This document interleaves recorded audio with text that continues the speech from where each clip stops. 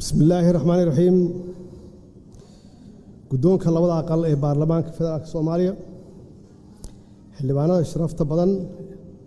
ee golaha shacabka iyo aqalka sare musharaxiinta xilka madaxweyne ee madasha ku sugan saraakiisha iyo ciidanka Soomaaliyeed ee habeen iyo maalinba u taagan difaaca dalka iyo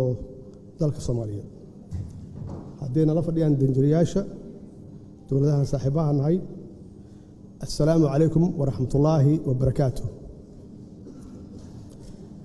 إله بقى محله ونوسور تجري معنتها إن أوديار جروني دور شديد مدة عن سجني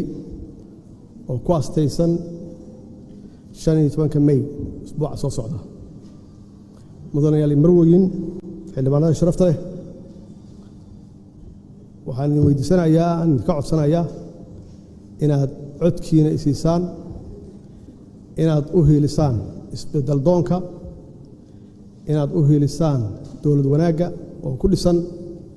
لدقالا كمسوقة إيو ودانية دا بايتروتيزمكا وحاد هيستان برنامج كي إسبدال دونكا صعدة وحبان رباينا كتا تابتو حاجة كيم إسبدال دونكا isbedel doonku wuxuu ka yimid waxa la yiraahdo isbedel doonka fadhiidka ayuu ka yimid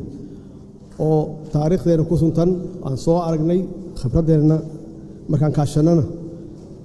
mudooyinkii la soo dhaafay aan ognahay wixii dalkan soo maray saad ogtihiinba isbedel doonka socda ama isbedelka socda wuxuu ka bilowdaa waqtiyadan hadda aan joogno doorashada ah waxaa dhasha ama aad doorataan madaxweyne cusub madaxweynahaas cusub ma yaqaan waxa adduunka uga soo horeeya waxaase muhiim ah inaan idin sheego waxa uga soo horeeya laba arrimood oo muhiim ah inaan ogaano ama aad ogtihiinba waxa uga soo horeeya la dagaalan ka shabaab iyo cadowga shabaab oo ah argagixiso international ah iyo faragelin shisheeye oo dawlado qaar ay ajenda u tahay Soomaaliya inaysan cagaheeda ku istaagin qofkaas cusub intaas soo nogeyn yaa wuxuu bilowdaa hawlihiisii kale in uu magacaawdo xukuumaddiisa inuu dawladdiisa dhisto 6 bilood ugu horeeya waa isbarasho 6 bilood ku xigtana waxa bilowda political instability xasilooni la'aan siyaasadeed bilaabata halkaas waxa ku kala qaybsama golaha shacabka conflicta bilowda sanad gudaheeda waxa laga yaabaa inuu ka baxo prime minister kaas ama xukuumadda ka baxdo caado waxa ah sanadka ku xiga in la magacaabo hadana xukuumad cusub xukuumaddaas cusubna ay jidkii hore marto 6 bilood isbarasho ah iyo 6 bilood oo political instability ah halkaas waxaa cad labadaas dawladood inaysan waxba qaban oo ay fadhiid yihiin dawladda saddexaad sanadka saddexaad bilowgiisa waxaa la magacaabaa xukuumad kale xukuumaddaas markay 6 bilood jirto 6 bilood ku xigta markii ay bilaaban rabto iskhilaafaad ama khilaaf bilaaban rabo waxaa la xasuustaa in doorashadii hal sano iyo bar ay ka dhiman tahay waxaa la bilaabaa noocee yaan galnaa doorasho noocee galnaa dastuurka waxaa noogu qoran doorasho qof iyo cod ah waxaa la ogaadaa doorasho qof iyo cod inaan laga gaarin maxaa yeelay labadii sano la soo dhaafay iyo barka in aan laga shaqaynin wax dawladda ama dawlad wanaag laga shaqaynin waxaa loo galaa madal iyo heshiis siyaasadeed in lagu dhameeyo wixii uu nafarayay dastuurka sanadka saddexaad waxaa la isku afgartaa heshiis siyaasadeed halkaasna waxaa ka bilowda madal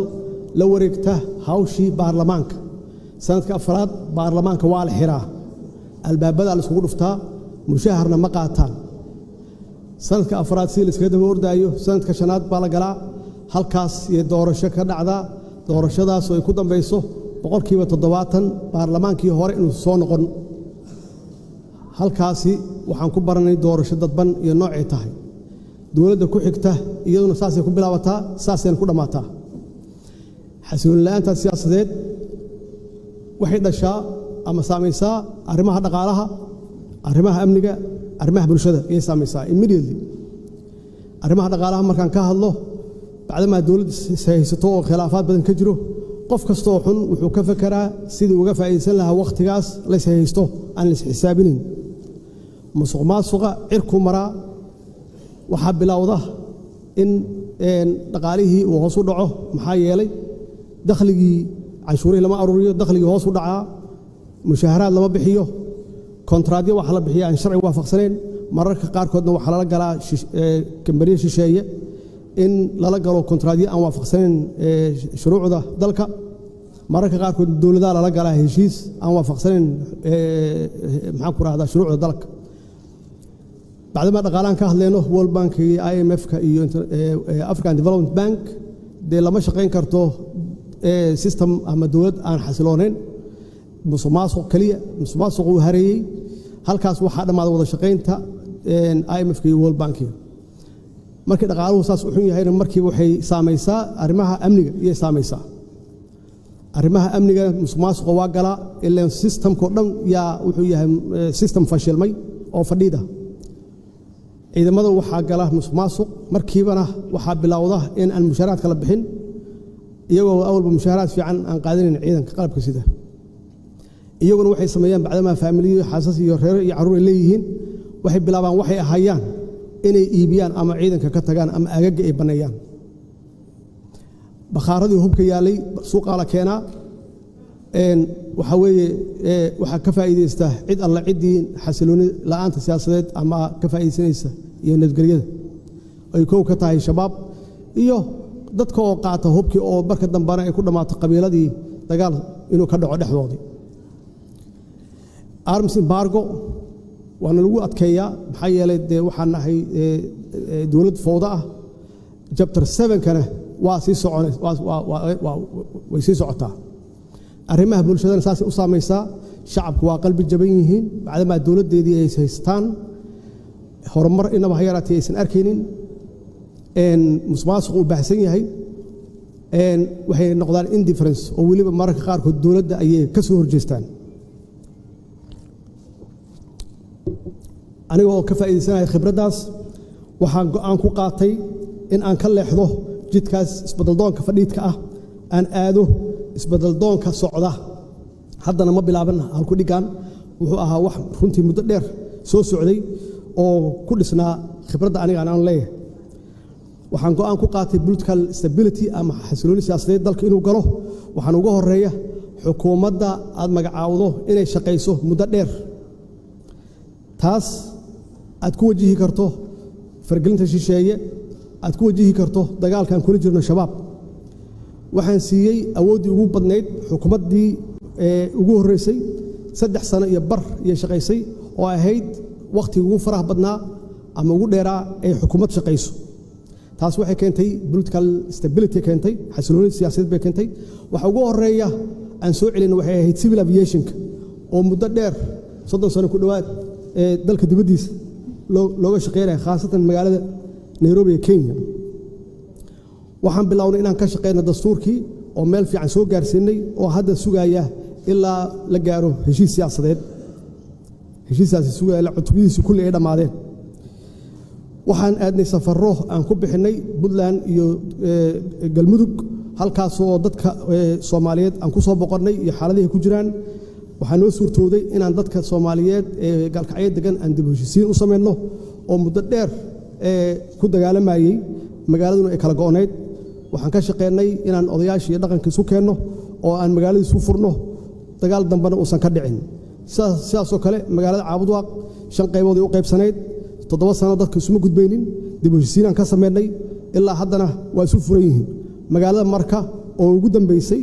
oo iyada naftigeeda muddo dheer dib ku jirtay waxaan geenay dib u heshiisiin dib waxaan u soo celinay wada hadalkii Soomaaliya iyo Somaliland waxaan diidnay shisheeye faragelintiisa waa diidnay pressure in la saaro waa diidnay wax ay rabeen inaan yeelno maxaa yeelay annaga waxaan loo doortay naloo dhaariyay maslaxadda ummadda Soomaaliyeed iyo danteeda taas waxay keentay inaan ku guuleysanay murankii badda Soomaaliya iyo Kenya u dhaxeeyay muddo dheer kadib waxaan ku guuleysanay UN Human Rights Commission ilaa xaaladda siyaasaddu way degan tahay oo khilaaf ma jiro oo markii labaad naloo doortay waxaan ka shaqeynay oo aad iyo aad aan u soo dhaweynay dalka inuu galo qof iyo cod waad ogtihiin shaqo badan aan qabanay baarlamaanka waa keenay sharciyan keenay waana laga diiday sharci kale keenay kaasoo keenay inaan ku dhamaano doorasho dadban laakiin wax alla wixii awoodeeda ahaa karaankayga ahaa waa gaarnay tan ugu muhiimsan aan rabo inaan xasuusiyo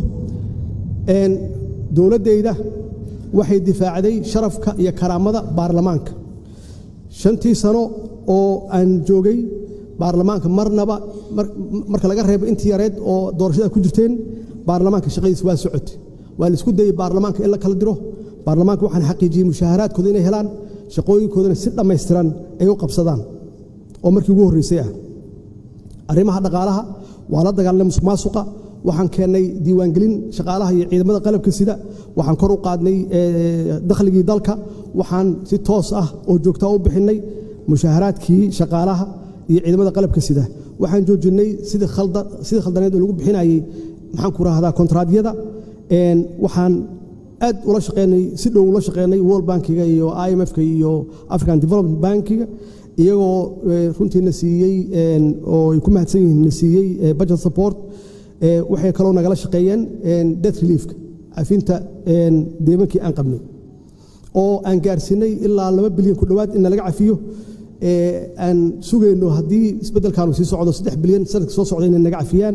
maxaa yeelay waxay aamineen isbeddelka socdo inuu dhab yahay waxay aamineen dowladdan inay tahay dowlad hufan oo nadiif ah iyo aamineen saas darteed wada shaqeynteena aad iyo aad yaan soo dhawaanay arrimaha security-ga way saameysay waxaan la dagaalanay iyada lafteeda musuqmaasuqa waxaan sameynay registration iyo diiwaangelin ciidamada qalabka sida meel kasta ay joogaan waxaan kor u qaadnay mushaharaadkooda waxaan bixinay mushaharaadkooda si joogto ah inkastoo yar tahay waxaan xaqiijinay oo aan improve garaynay tababarkooda iyo tayadooda iyo tiradooda ciidanka qalabka sida waxaan xakameynay hubka iyo rasaasta oo hal ballot oo annagu aan leenahay aysan jirin wax suuqa yaalla oo aan xakameynay waxaan ka xoreynay shabaab sabiid iyo caanoole owdhigle jannaale iyo marka waxaan develop garaynay Somali Transition Plan oo aan ku bedelayno AMISOM aan u bedelayno ADMIS oo mandate-kooda aan bedelayno iyaguna ay insha Allah waqtigooda ka dhamaanayso 2024 waqtigooda ka dhamaanayso arrimaha maxaan ku raahdaa bulshada waxaan barmood garaynaa annaga patriotism yaan barmood garaynaa ummadda Soomaaliyeed waxaan kula talinaa inay qabiilka ka fogaadaan rajadoodii kor baan u qaadnay waxaan ku dhiirigelinaa midnimadooda waxaan bixinay service delivery ama adeega bulshada waxbarashada iyo caafimaadka 24 iskuul yaan gacantii dowladda ku soo noqotay 65 arday yaa free ku dhigata caafimaadka dhowr isbitaal yaa gacanteena ku soo noqotay ilaa 200 oo kun oo patients ah waa sidii aan ula wareegnay waxbaa loo qabtay arrimaha maxaa soo socda gooliska aan damacsannahay political stability inay sii socoto in dalku uu galo qof iyo cod insha Allah annaga ugu dhow wax sameyn kara qof cusub hadduu yimaado ma gaari karo xisbiyadii inaan xoojinno in aan compete garayno Security Council membership-keeda insha Allah hadduu Ilaahay yiraahdo oo 51 sano ka hor ee noogu dambeysay inaan u tartanno African Union leadership-keeda arrimaha dhaqaalaha debt relief-ka inaan dhammaystirno oo laga cafiyo investment iyo maalgashi xoog leh inaan ka shaqeyno blue economy khaasatan fishery iyo agriculture-ka iyo livestock inaan dhalinyarada shaqo abuur u sameeyno hadduu Ilaahay yiraahdo Soomaaliya inay mar kale noqoto dal normal ah hadda anagu normal manihin arrimaha security-ga dalka inaan ka dulqaadno arms embargo chapter 7 aan ka dulqaadno shabaabka aan la dagaalno hay-adaha amniga aan u kordhino mushaharaadkooda aan dhammaystirno shaqada wanaagsan ee hayaan ADMIS oo ciidamadeena qalabka sida ay la wareegaan shaqadooda wassalaamu calaykum waraxmatullaahi wabarakaatuh